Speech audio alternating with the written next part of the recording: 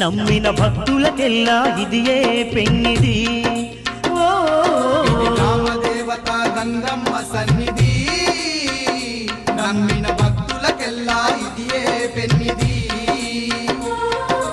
పవిత్రమైన క్షేత్రం గంగమ్మ పుణ్యక్షేత్రం, పవిత్రమైన క్షేత్రం గంగమ్మ పుణ్యక్షేత్రం. దర్శించిన వారికి భాగ్యం భక్తులకిదియే పుణ్యం, దర్శించిన వారికి భాగ్యం భక్తులకిదియే పుణ్యం.